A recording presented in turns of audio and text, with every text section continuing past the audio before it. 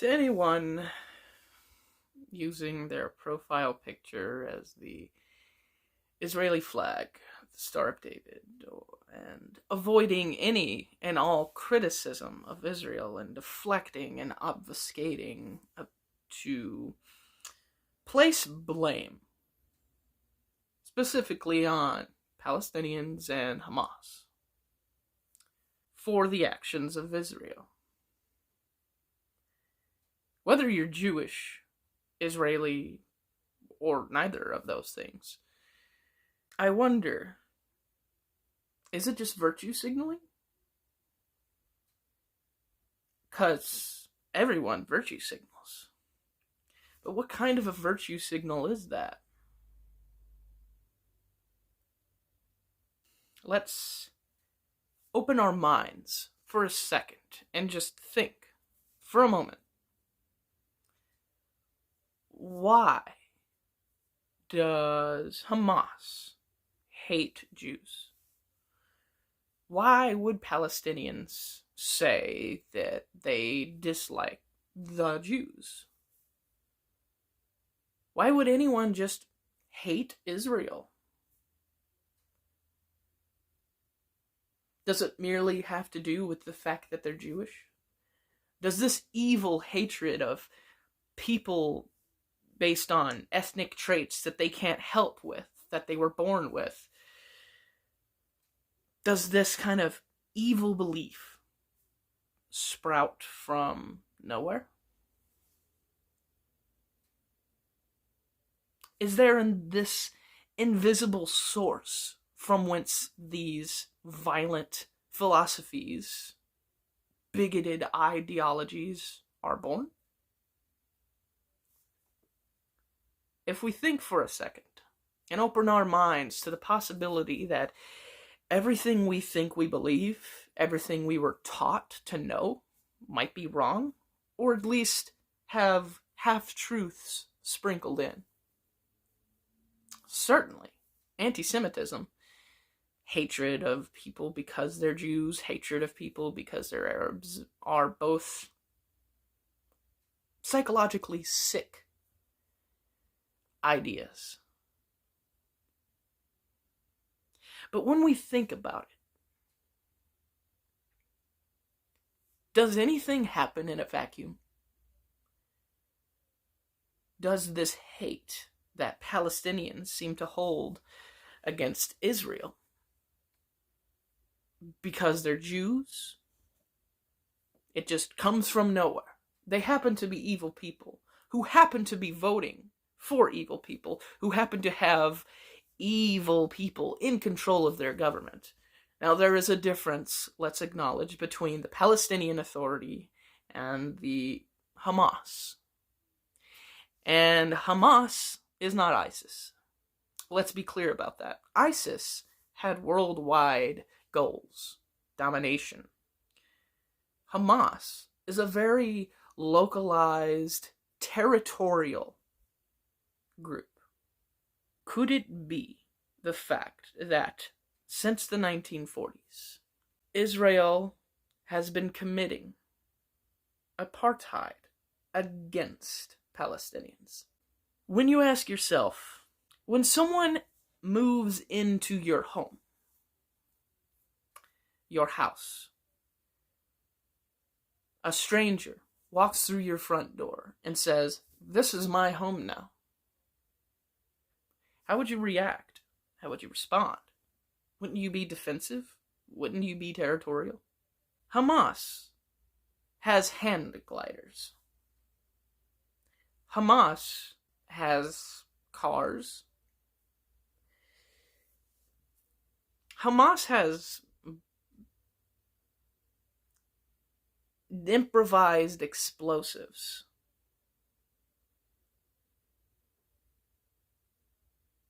Hamas does not have Apache helicopters. Hamas does not have Reaper drones. Hamas does not have APCs, tanks. Hamas does not have radar-guided missiles.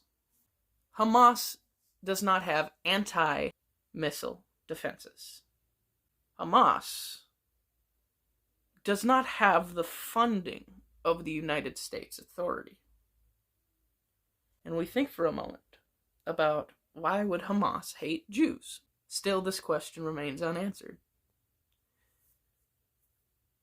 This anti-Semitism against Jews really isn't anti-Semitism if it's coming from Arabics, because Arabics are a Semitic race of people. Now, putting aside all the convoluted nonsense when it has to do with race and segregation and all that happy, fun topic, why do Palestinians hate Jews? When you bomb someone's child, when you shoot someone's child, when you kill someone's family, people they love, do you create love? Do you create happiness? Or do you create sadness? Only. Do you only create grieving? Do you only create hurt and harm and pain? If we know anything about human beings, retribution and revenge aren't behaviors that come from absolutely nowhere. There is cause and effect. Human beings have to have something taken from them or something done onto them for them to feel so vitriolic, so vehement, and so violent that they go out and commit violence. It doesn't come from nowhere. It doesn't come from some magical evil source from under the ground. It doesn't come from demonic possession. When you commit terrorism, you create terrorism. You cannot have a war on terror, because that dispels the very notion of peace. That dispels the very notion of nonviolence as a solution. If you think you can eradicate terror by committing war and violence against a group of people, then you simply are wrong. You are scientifically and mathematically and psychologically incorrect. You cannot destroy violence with violence. All you do is create a chain reaction of violence, especially when it's a government committing it on another specific minority of people.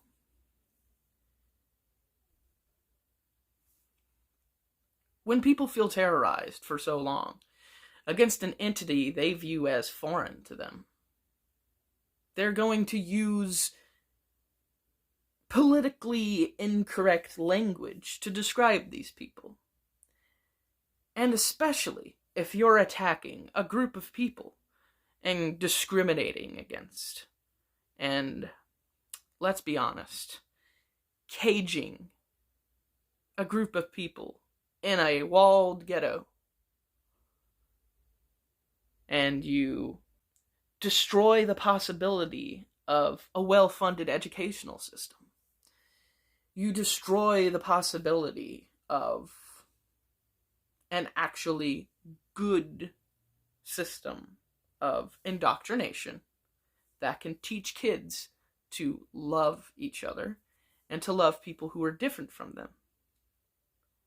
When you wall people inside of a ghetto, all you do is create hatred of you. All you do is breed the perfect environment for terrorists to take control. Terrorists will always be in control as long as you are committing terrorism against a group of people. People who are uneducated, who are not given a an environment where all of their basic needs, their needs for food and water, shelter, might be met. But what about their needs for love, for art, for safety, protection, security? They're higher needs. They're higher needs that all human beings have. And you disrupt these needs. Of course, the best way they can describe you is through your ethnicity. Just so happens to be that you're Jews.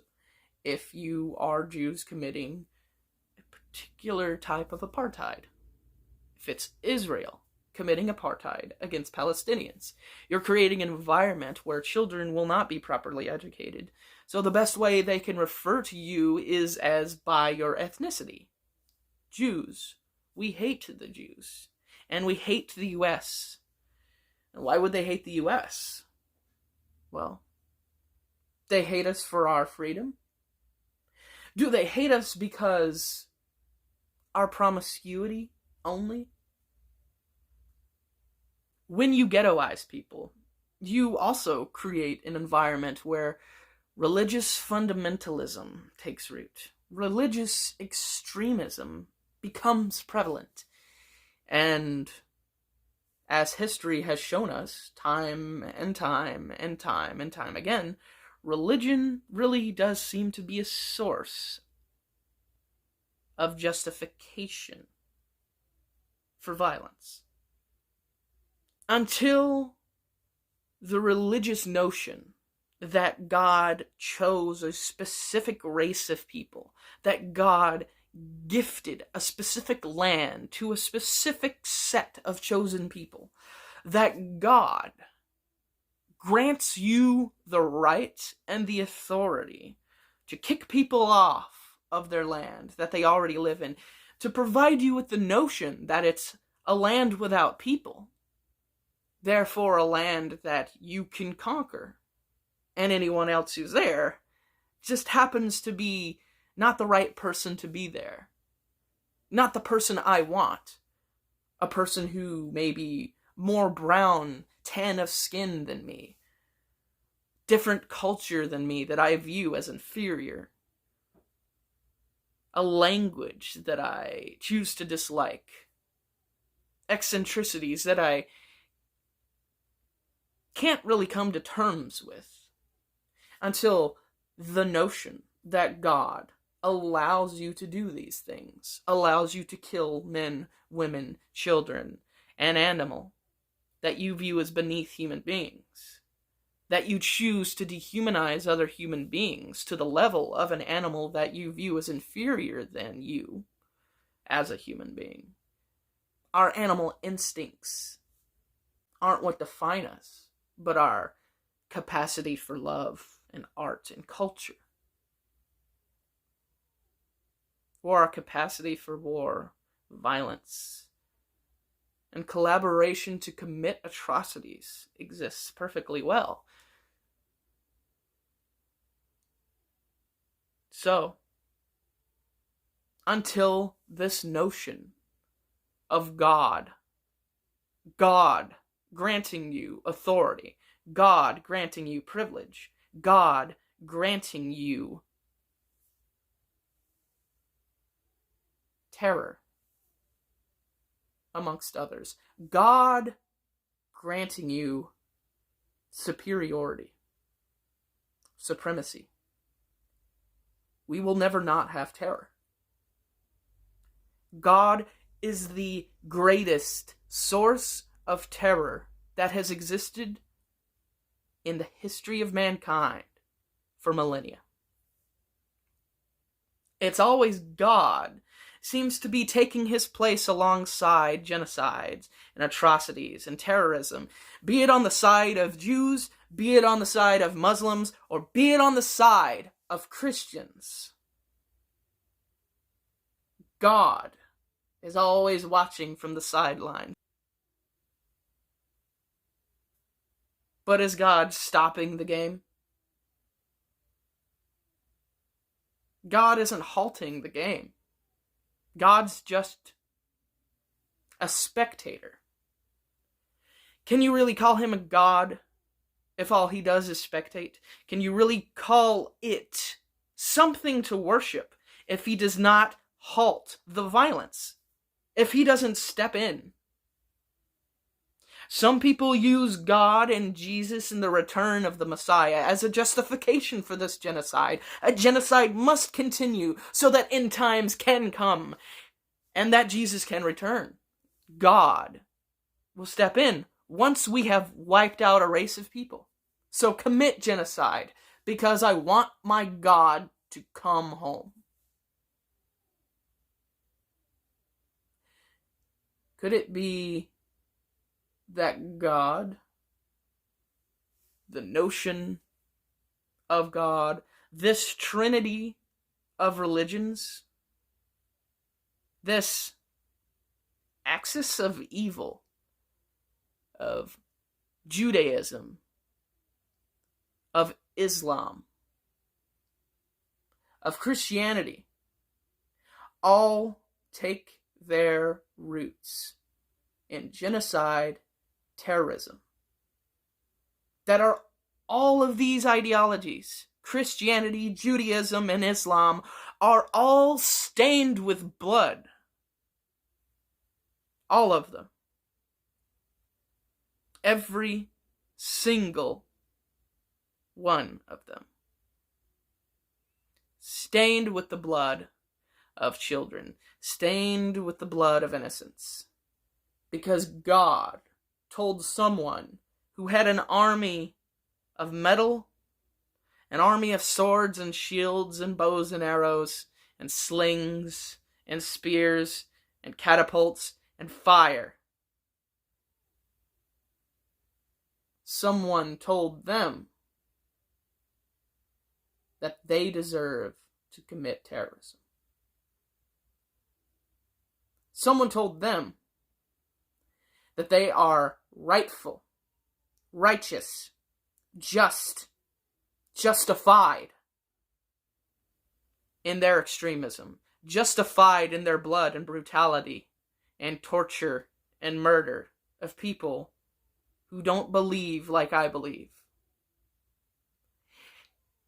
And those of you standing on the sidelines, the good, otherwise very good people, standing on the sidelines, sending thoughts and prayers, believing in God, worshiping God, saying God bless, the same God that is associated with the very religion that is justifying terrorism, justifying the murder of children. You stand by and worship that God, but you don't commit the violence, so you view yourself as, well, my God doesn't tell me to commit violence. There is no power in Christianity any more than there is any power in Islam or power in Judaism. It is because of these three religions over the last 2,000 years plus that have led to crusades, that have led to floods of blood and fire. It is these religions that have justified genocide. And you tell yourself that you're better because you believe in the God of these religions that justify genocide. You haven't read the book. You haven't read the scriptures. You don't know your Bible as you say you know your Bible. You don't truly understand what's written down.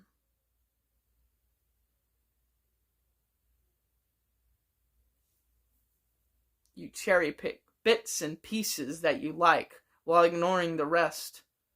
Instead of coming to terms with the whole thing being drenched and bloodstained, you can't come to terms with it because you will have to undergo an existential crisis. You will have to come to terms with the fact that life is not what you want it to be. It will never be how you want it to be, especially when we stand idly by, sending thoughts and prayers. Or furthermore, standing by the sidelines as a spectator, as someone in the crowds, chanting and cheering for their team to win. Because their team has to win. There's something special about my team. There's something special about my family. There's something special about my people. There's something special about me. You are not special. No one is any more or less special than the person sitting next to them. A person who donates $1,000 to charity a month is no more or less special than the psychopath sitting next to them who steps on bugs for fun. You're not special. You're not self-righteous. You're not any more or less deserving of love and protection and security and safety. If you're a white man in the U.S., any more than if you're a brown girl in the middle of Palestine. If you're a child screaming because you saw your parents bombed, that child isn't any more or less special than the child that had to see his own parents destroyed in the Vietnam War, who had to watch his village burn, who had to watch the U.S. choppers come in and gun down the villagers, the peasants. We had to go in and kill communists because communism stood against capitalism. We had to go in and kill communists because communists were hurting their own people. But we don't come in and start gunning down Israelis when they're murdering Palestinians. Hamas kills 200 people, 300 people, 400 people, while Israel kills 10,000. And that's righteous. And that's moral. And ethical. And justified by the nation of 50 states, the United Nation of 50 states, donating money to Israel for them to continue their bombing campaign. And we have a zombie for president, asking them to be more polite in their bombings. You are not righteous if you stand by and you send thoughts and prayers. You are not more or less righteous than someone who at least believes that this war is an unjust war. It is a genocide. Well, I sit here in my home and I bloviate from the sidelines. At least I know what I'm watching. At least I know where I am. But do you know where you are? Do you know what you're chanting for? Do you know what you believe in? Osama bin Laden didn't hate us because we were free. He hated us for many reasons. But one of the reasons he hated us the most was because we starved children. We set up puppet dictators. We allow corporations and oligarchy to control us. We put way too much emphasis on economic and material well-being and success than we do put on the spirit, mental health of the human being. Because God will always fix everything. He hasn't fixed anything for the past 2,000 years plus. A man was murdered on 2 long pieces of wood that you call a cross, and you celebrate that moment of torture and death and suffering. You celebrate that moment. You celebrate it. You allow that violence and brutality and bloodshed to inspire your faith. And you don't believe you're in a death cult.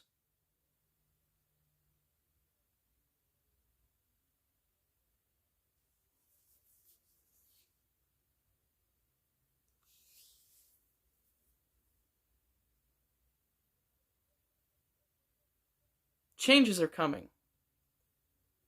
Very big changes. Things are only going to get worse. And people are just looking away. Worse than being a deer caught in headlights is someone who wants to pretend that the car is not heading toward them.